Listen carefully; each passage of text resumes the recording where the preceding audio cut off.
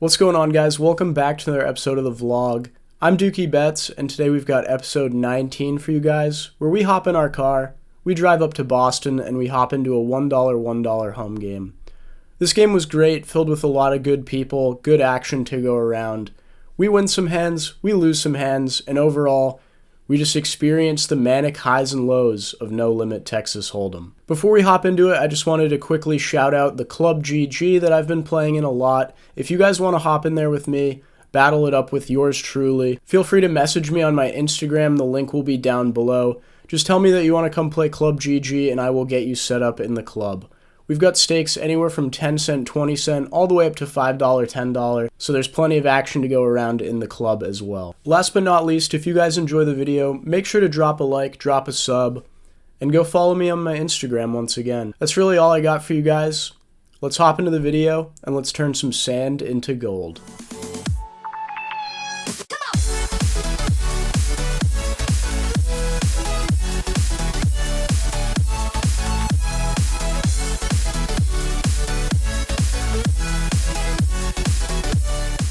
We hop into the action at about 8:45 at night. The game is brand new. We're playing $1 blinds with a $100 max. Going forward, it's going to be match the stack, but at the beginning of the game, it's $100 is the max buy-in. We've got white chips, we've got orange chips, and we've got pink chips. The whites are worth $1, the oranges are worth $5, and the pinks are worth $25, so just keep that in mind going forward. First hand of the night, we peel 6-3 offsuit. Certainly not a great hand, but it's one of my favorites. At the local home game I play at, we have a $10 bounty on this hand, so I'm certainly not folding it. I didn't drive an hour into the heart of Boston to fold 6-3 offsuit. I came here for a good time, to give some action, and that's what we're going to do. We raise things on up to $4. We see the cutoff player call, and we're going heads up to the flop. We get a flop of ace-jack-5 with 2 hearts. Certainly nothing going on here for us at all, but it's a board that should be decent for our range. I put in a $5 c-bet, and the cutoff player folds. We take down the pot, and we table the business. Good start to the night for sure. Messing around and getting involved with 6-3 offsuit is always a good time, but I have more fun playing premiums. We look down at pocket kings in the cutoff position, and we see the under the gun player limp in. This is followed by a +1 raise to $7, and the low jack puts in the flat here. The +1 raiser here is JQ Poker. He's kind of an idiot, so we're gonna go ahead and 3-bet him. We make it $30 to go. One by one, the players behind us fall to our raise, and then it gets over to the big blind player, and he just donuts the stack in the middle here for $69 in total. It's gonna fold all the way back around to us. We have a pretty easy decision here. Roll the tape.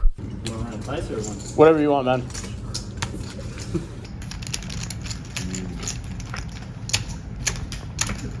Oh.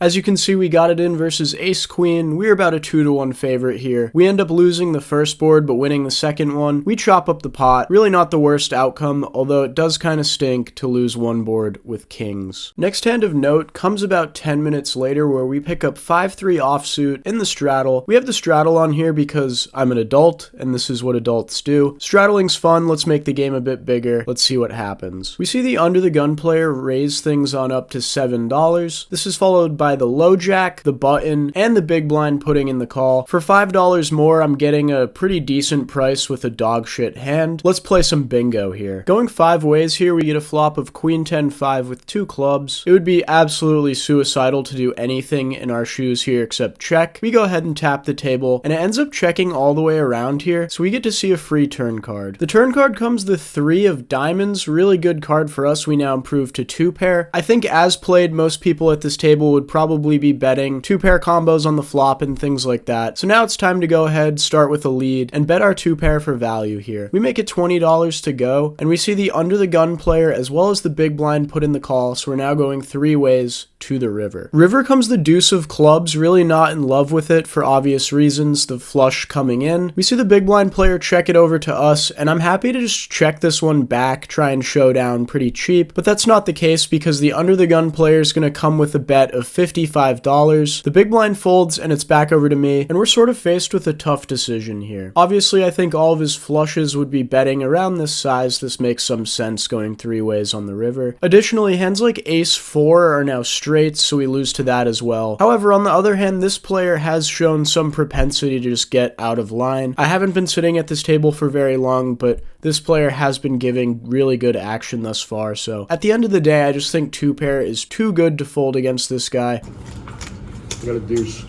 And we get some good news. He says he has a deuce. We're good against that, and we pull in this $200 pot. We go about an hour here without playing anything too significant. We've chipped down to about $180 in the stack. At 10-12 at night, we pick up ace-queen of spades from middle position, and we go ahead and raise things up to $5. Following this, we see the low jack player put in the 3-bet to 15 bucks, and the cutoff gets pretty sticky here as he cold calls. I think this is a pretty good spot to go ahead and 4-bet with ace-queen, but I decide just to call and take a flop out of position. Probably not the smartest play here, but like I said, we're going 3 ways out of position. We get a flop of 9-5 deuce with about $47 in the middle. I'm going to start with a check here, play and flow. The low jack player is going to fire out for $22 here, and the cutoff's going to get out of the way pretty quickly. It gets back over to me, and I still have 2 overcards. I have a backdoor flush draw as well. I've kind of under-repped my hand up until this point, so I'm happy to float here and try and bank some equity on the turn or the river. The turn comes the queen of hearts, and we banked our equity for sure. We now have top pair, top kicker, pretty good stuff on this board that's relatively dry, relatively safe. I'm gonna go ahead and check once again. This is the aggressive player who turned the pair of deuces into a bluff from the hand prior. He's gonna fire out for $66, not disappointing whatsoever. And with only about 143 behind, it's sort of an awkward SPR to just call here and play a river, so I decide to put the rest of the money in here. After some deliberation, he decides to fold to our 143 jam. Must have just been a bluff, although you never really know. We pick up this nice pot here and add $120 to the stack. Next interesting hand comes about 10 minutes later, where we pick up king queen offsuit in the +1 position. I'm gonna go ahead and raise things up to $5. This has sort of been the standard open. The $4 open really wasn't doing the trick. This game's playing pretty splashy. $5 is a pretty good size, I'd say. Following our raise, we see the low jack 3-bet us to $15. It folds all the way back around to us, and I think we have a pretty easy call here. You could maybe start to fold king queen off here out of position, but that feels really nitty. We're gonna put in $10 more. We make the call, and we're going heads up to the flop. We get a flop of jack 10-6. Pretty good start for us. We flop open-ended with a backdoor flush draw to go with it. We're obviously gonna start things with a check here. We check it on over to him, and he fires out for $20 off of about 90 in total. Pretty interesting spot here, because if we put in the call here, we're now going to the turn with about a stack to pot ratio of 1-to-1, so we are playing pretty shallow in that sense. I also think this player is c-betting a lot of his range here. For example, if he has a hand like 7s, 8s, or 9s, maybe even like ace 10, king 10, that decided to c-bet on this board, if I just jam it in his face here, he's in a really tough spot now. Additionally, if he has a hand like top pair, ace jack, king jack, something like that, at the end of the day, we're flipping with hands like that. If he has a set, he's obviously never folding, but we still have about 30% against that. If he has aces, he's probably never folding, but once again, we have about 30-35% against those hands as well. All of this being said, I choose the very aggressive line here, and we jam it all in with attempts to maximize our fold equity here. We jam it all in for $90 effective. We've got the JQ Poker POV at the other end of the table. Great camera work by this guy. Once again, go check his channel out. Link will be down below. This player hits the time bank for about 20 seconds, and then eventually puts the rest of his stack in the middle, indicating a call, and he somehow found a call here with just ace queen. This is a very, very good game. We totally got wrecked in this spot though. We end up running things twice, and we lose on both runouts. Really unfortunate here. I honestly thought a hand like this would just be snap folding on the flop, but I guess not. We go ahead and lose $105 on this hand, and we're a tiny bit tilted. This next hand comes about a half hour later. We still have some steam coming out of our ears when we see the under the gun player raise it on up to $3, and this is followed quickly by a +1 call. Playing out of the low jack with queen jack offsuit, I'm happy to just throw in $3 more, so that's what we do. When it gets over to the hijack player, he now 3-bets us up to $15, and we see the button player cold call. Gets back over to the +1 player, he calls as well, and we're getting a really, really good price with an okay hand, so I flick it in. Going 4 ways to a flop with about $65 in the middle, we get a flop of ace jack 4. We flop a piece. We've got middle pair, decent kicker. We see the +1 player check it on over to us, and I'm happy just to check this one out of position going 4 ways. Really doesn't make a whole lot of sense to bet middle pair here. We tap the table, and it ends up checking all the way around on the flop. So this is a pretty good sign for us, makes me think we might have the best of it here. Turn rolls off the queen of spades, and if we didn't have the best hand on the flop, we probably do now. We improve to 2 pair. Pretty good 2 pair as well. The +1 player checks, and I'm happy to play somewhat deceptively here. We check it over. We've got 2 aggressive players to my left, so I'm happy to disguise the strength of my hand and let somebody do the betting for me. To no surprise at all, the hijack player now bets out for $26, and we see the button player call as well. With 2 pair here, you probably could make an argument to raise, but I'm going to continue to play passive, play deceptive. We just put in the call, and we're now going 3 ways to the river. River rolls off the 5 of clubs, really doesn't change anything at all. I suppose hands like 2-3 got there, but in what world do you ever have 2-3? In real time, I really felt like I had the best hand here a lot. We're going to go ahead and check once again, play and flow. Like I mentioned on the turn, there's still 2 very aggressive players behind me to act. So we're going to lay the trap here. It gets over to the hijack player, and he decides to check behind as well. So that's kind of unfortunate, but the button player does not disappoint. He bets out for $50 into 143. Every bone in my body wanted to raise on the river here. He had about $200 behind, and I really just wanted to shovel all of it in the middle. But at the end of the day, if I make that play, what hand that I'm beating is actually calling? I was super confident that I had the best hand on the river here, but at the end of the day, there's really not much value to be gotten here. I don't think there's any worse 2 pairs that are ever calling. I don't think there's any like single pair like ace-x. That's probably not calling a jam on the river. So all of this being said, we decide just to put in the call here. The hijack player folds, and by some miracle of God, this player showed up with king 10, and we end up losing to the nut straight here. So yeah, honestly, our read was pretty bad here. We certainly did not have the best hand. However, my river decision was pretty good, I think. Like I said, not much value to be gotten. If we raise this river, we're only getting called by better hands ever, so at least we made a good decision on the river. I sort of have a love-hate relationship with this hand overall, just because my thought process was all over the place, but at the end of the day, we only lost 91 bucks, and it probably could have been far worse, so we will take it. About an hour goes by with not very many noteworthy hands being played. We've chipped down a bit more since that last hand. We've got about $240 in the stack here where we play a double board PLO bomb pot. For those of you who don't know, you're dealt 4 cards in Omaha, you see 2 boards, everybody throws in $2, and you go from there. Also, for those of you who don't know, these PLO bomb pots were not my friend in the last video where I was playing 2-5 at the Brook. Certainly didn't do great in them, certainly torched a lot of money. The comment section really didn't like my plays. This hand is no different. Let's get into it. Going 9 ways here, we're playing out of the big blind. Top board, we get a flop of king 5 deuce. Bottom board, we get a flop of 9-7 deuce with 2 diamonds. Really not much going on the top board, we're just playing our pair of 7s. On the bottom board, we have middle set, so that board, pretty good start for us, I would say. Playing out of the big blind here, we are checking 100% of our range. You really shouldn't be betting in these things unless you're in later positions like cutoff or button. I might be a fish in these, but at least I know that. It's going to check all the way around to JQ, who's in the hijack, and he's going to bet out for pot 18 bucks going 9 ways. It's going to fold around to me in the big blind, and with middle set on bottom board, I think I can continue here. We put in $18 more. The middle position player behind us calls as well, so we're now 3 ways to the turn. Turn rolls off the queen of clubs on the top and the 9 of clubs on the bottom. Really doesn't change anything for us on the top. We're pretty much dead to rights up there, but on the bottom board, we now have a boat. Obviously, this is a very lovely card for our specific hand. Once again, I'm going to be checking here. The middle position player behind us checks as well, and JQ is going to now fire out from the hijack for $50 into about 70. In terms of where my head was at this point in time,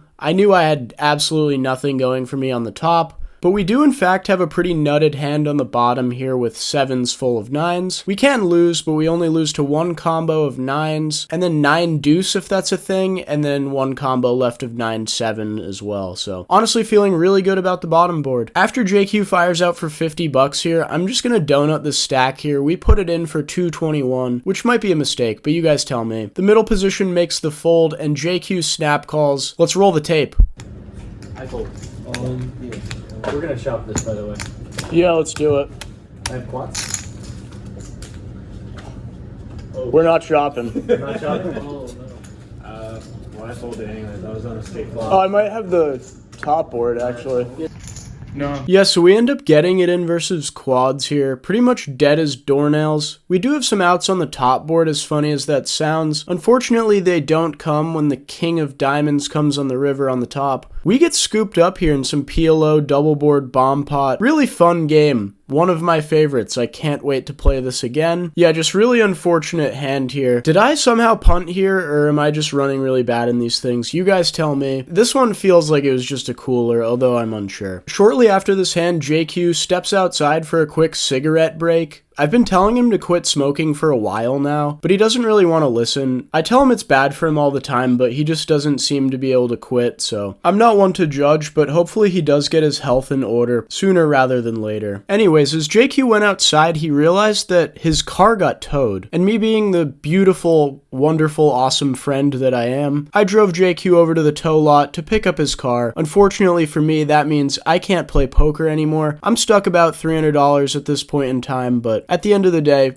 friends are more valuable to me than playing poker. Even though JQ took all of my money, he's very abusive towards dealers, and he has a raging cigarette addiction. He's still my friend. I'm going to take care of him. I'm going to bring him over to the tow lot and help him get his car back, because that's the kind of friend that I am.